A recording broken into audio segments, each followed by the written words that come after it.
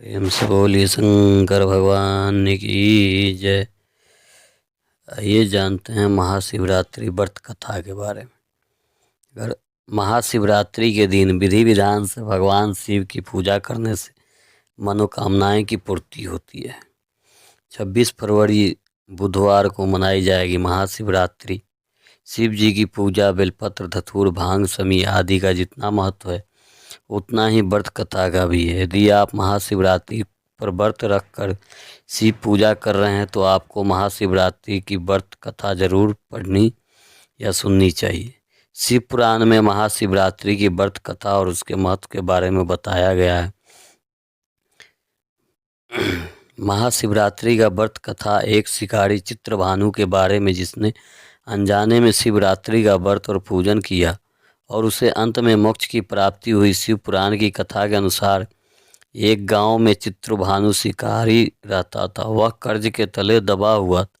कर्ज से उसकी मुक्ति नहीं हो पा रही थी। एक दिन साहूकार आया और उसे पकड़कर एक शिव मठ में कैद कर दिया। उस दिन शिवरात्रि थी। वहां पर चित्रभानु को शिवरात्रि की कथा सुनने को मिली। जब शाम हुई तो चित्रभानु ने उस साहूकार से कहा कि अगर वह उसे छोड़ देता है तो वह अगले दिन उसका कर्ज चुका देगा। उसकी बात पर विश्वास करके साहूकार ने चित्रभानु को छोड़ दिया। शिकारी चित्रभानु पर कर्ज चुकाने का दबाव था, इसलिए वह सीधे जंगल की ओर भागा ताकि कोई शिकार मिल जाए। वह जंगल में एक तालाब के पास पहुंचा जहां एक बेलपत्र का पेड़ था। उस पेड़ के नीचे ही एक शिवलिंग भी था जो बेलपत्र से ढक गया था। हालांकि यह बात चित्रभानु को पता नहीं थी।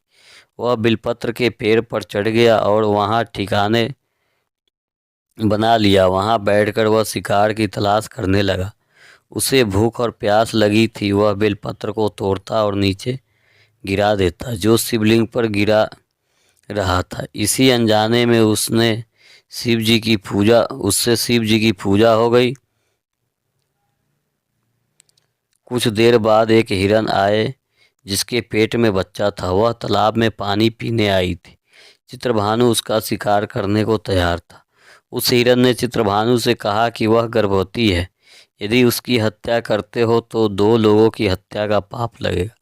यदि तुम जीवन दान दे दो तो बच्चे को जन्म देने के बाद वह तुम्हारे पास शिकार के लिए आ जाएगी। हिरन की बात सुनकर चित्रभानु ने उसे जीवन दान दे दिया। कुछ समय व्यतीत हुआ तो एक दूसरी हिरन वहां आई। चित्रभानु उसका शिकार करना चाहता था।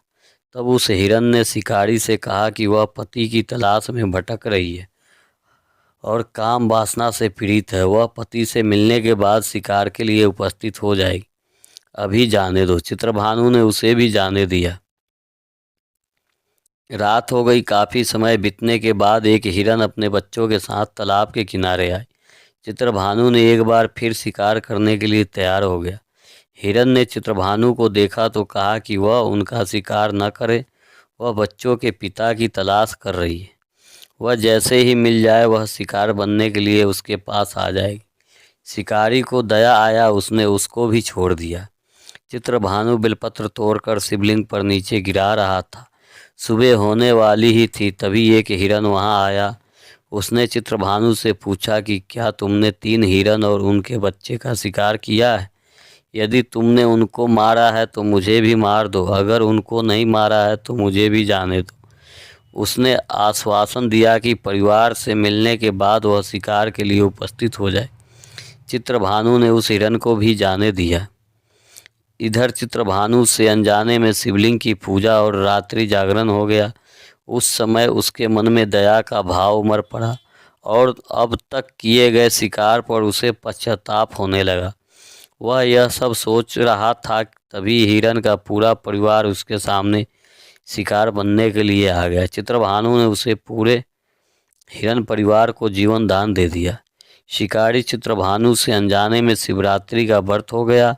जब चित्रभानु का अंत समय आया तो उस व्रत के पुण्य प्रभाव से उसे मोक्ष की प्राप्ति हुई। शिव कृपा से उसके शिवलोक में स्थान मिला।